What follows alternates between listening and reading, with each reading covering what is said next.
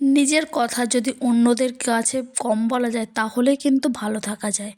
Hello, good morning everyone, তোমরা সবাই কেমন আছো? আমি তো ভালো আছি। আর একটা নতুন একটা ব্লগ নিয়ে চলে এসেছি তোমাদের মাঝখানে। এইটা দেখো, শিব পুজোর দিন ছিল সকালবেলা।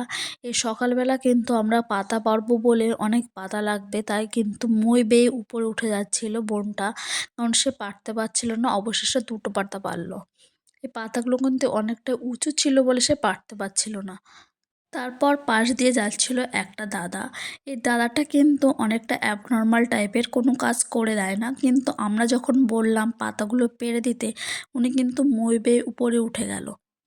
উঠে গিয়ে কিন্তু যত্ন সহকারে পাতাগুলো ছিঁড়ে দিচ্ছে। দেখো, এইভাবে কিন্তু মানুষ কিছু না বুঝলেও সমস্ত কিছু কাজও কিন্তু করে দিয়ে থাকে, কারণ ইনি কিন্তু কিছুই বোঝে না, মানে বললে শোনে না। কিন্তু আজকে পুজোর দিন হঠাৎ কিন্তু শুনলো, তারপর কিন্তু কাকিমা পাতাগুলো সব কুড়িয়ে নিল।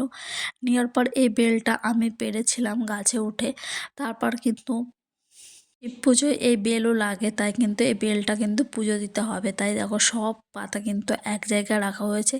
এই পাতাগুলো কিন্তু সব ধুতে হবে, কারণ প্রচুর নোংরা আছে এগুলোয়। তো এক এক করে কিন্তু পাতাগুলো ছিঁড়ে নিতে হবে। এই যে সাজি দেখতে পাচ্ছ, এই সাজি ভিতর কিন্তু পাতাগুলো রেখে দেবো, কারণ অনেক দিন বৃষ্টি হয় না। বৃষ্টি না হওয়ার কারণে কিন্তু পাতাগুলো ধুলো জমে জমে নোংরা হয়ে গেছে, এগুলো ভালো করে ধুতে হবে। তারপর চলে এসেছিলাম পুজোর দিন, তাই ফুলও লাগবে অনেক। আমাদের এই গাছটা অনেক ফুল ফোটে, কিন্তু আজকে দেখো সেইভাবে কোনো ফুলই ফোটেনি। এবং কারণ প্রচুর শীতও ছিল, একটু শীতের জন্য হয়তো ফুলগুলো ফোটেনি, এবং কড়ি হিসাবেই ছিল। অন্যদিন কিন্তু অনেক ফুল ফোটে, এই দিন আর ফুলগুলো ফোটেনি। কেন ফোটেনি জানি না। দেখো কতগুলো অল্প, খুব কম পরিমাণে কিন্তু ফুল পেয়েছি। এই 4-5টা ফুল পেয়েছি। এই ফুলগুলো নিয়ে কিন্তু যাব, এবং তার আগে দেখি এই যে ফুলগুলো আছে, এই ফুলগুলো কিন্তু কিছু ছিঁড়ে নেব। দেখো কত ফুল হয়েছে, এবং এখান থেকে কিছু ফুল তোমরা যদি নাম জেনে থাকো এই ফুলটার, তাহলে কমেন্টের মাধ্যমে জানাবে। আর এখানে রয়েছে নয়নতারা ফুল। এই নয়নতারা ফুলগুলো কিন্তু আমি তুলে নিয়ে যাব আর নিচে, কারণ পুজো দিতে কিন্তু এই নয়নতারা ফুলগুলোও কিন্তু খুব ভালো লাগে। আর এইদিকে দেখো, লাল রঙের কাগজ ফুল আছে। এই কাগজ ফুলও কিছু তুলে নিয়ে যাব, কারণ পুজোতে কিন্তু এই কাগজ ফুলগুলো দেব। কারণ এখন শীতকাল, যেহেতু ফুলের পরিমাণ খুব কমে গেছে, তাই এখান থেকে কিন্তু ফুলগুলো সংগ্রহ করতে হবে। তো এক এক করে সব গাছ থেকে এক একটা করে ফুলগুলো ছিঁড়ে নিয়ে যাচ্ছি। ফুলগুলো তো নেওয়া হলো, এরপর ফুলগুলো কিন্তু দেখো, আর এটাই, এই যে গাছটায় একটা ফুল ফুটেছে, এই ফুলটাও কিন্তু নিয়ে নেব। এবং এই ফুলগুলো নিয়ে কিন্তু আমি নিচে চলে যাব। নিচে অনেক বাসন আছে, পুজোর বাসন, সেগুলো কিন্তু বাঁশপাতা দিয়ে মাজবো বলে বাঁশপাতার বাঁশবাগানে চলে এসেছিলাম। কারণ এই বাঁশপাতা দিয়ে যদি পুজোর কাঁসার বাসন মাজা হয়, তাহলে কিন্তু বাসনগুলো খুব সুন্দর হয়। তাই দেখো নিয়ে চলে এসেছি কিন্তু, আর মাজাও কমপ্লিট হয়ে গেছিলো। দেখো কত সুন্দর।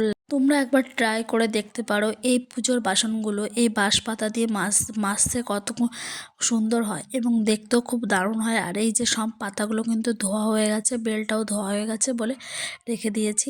তারপর একটা মেয়ে এসেছিল, দেখো এ কত কথা বলে। সে কিন্তু পুজোর বাজার করার জন্য নিয়ে যাচ্ছিল। দেখো কত কথা বলছে আমার সঙ্গে।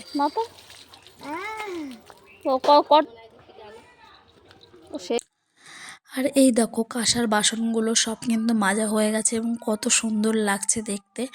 দেখতে কিন্তু খুব ভালো লাগে। আর এই যে আমার কাকিমারাও কিন্তু বাসনগুলো মেজে সব রেখে দিয়েছে।